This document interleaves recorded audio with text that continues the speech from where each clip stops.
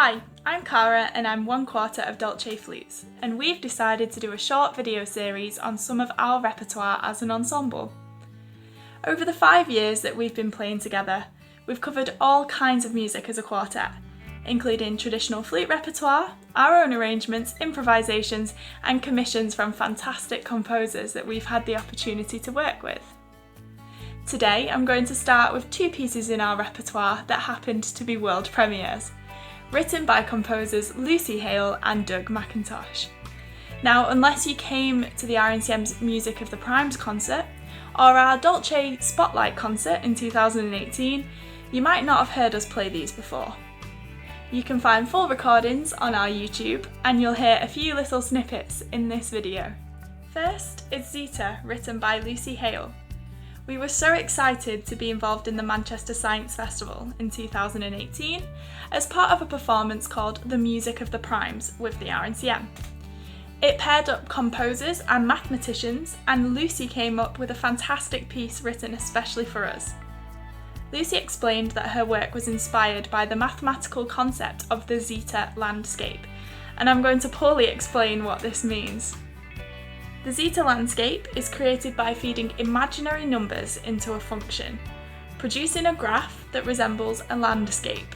This graph predicts which numbers will be prime numbers and which will not, though whether it does so accurately and definitely is as yet unproven.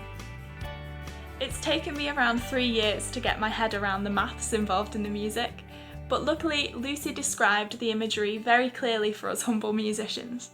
She said, "Zeta is in part a musical depiction of images of the Zeta landscape, and in part a story of somebody finding themselves literally inside of the landscape and having the opportunity to explore it." We took this exploration direction and ran with it, always having a sense of discovery in our playing. Here is a small excerpt of us playing.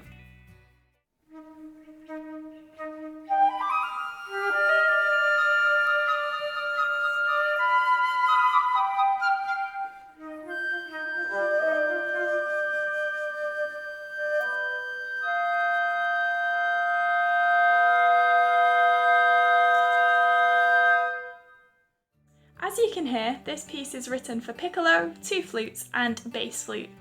We absolutely adored performing it, and the reaction in the hall throughout.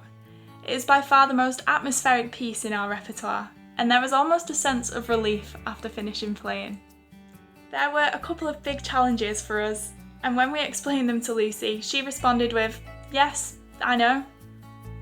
We didn't fancy having to balance our tune chord 4 octaves apart, but that writing was exactly what made the piece so special. The dynamics in the piece range from triple piano to fortissimo, and aside from register differences, the dynamic contrast provided tuning challenges too. There were also rhythmic clashes, and with a tempo direction of minim equals 30 and hesitant marked, actually keeping tempo was a nightmare.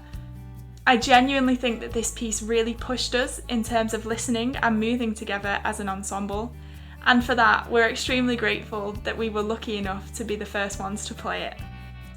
Next, something completely different. Non-Fictions by Doug McIntosh was a piece that we requested to be written for us for our Spotlight concert, From Whirlpools to Riverdance. This concert was mega for us. It was the first time we worked with technology and started pushing the boundaries with our arrangements and repertoire choices. It feels like it was a real turning point that led us to where we are as an ensemble today.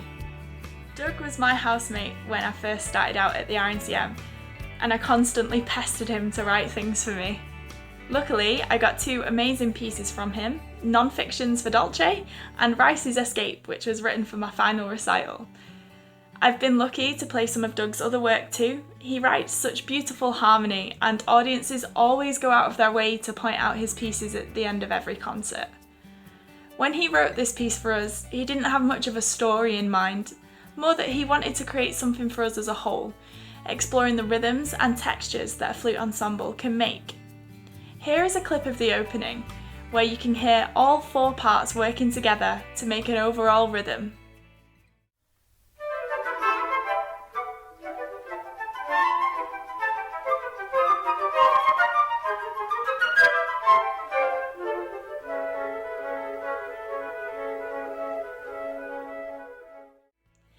was wonderful to share the stage with Doug, and his harmonic writing is goosebump-inducing stuff.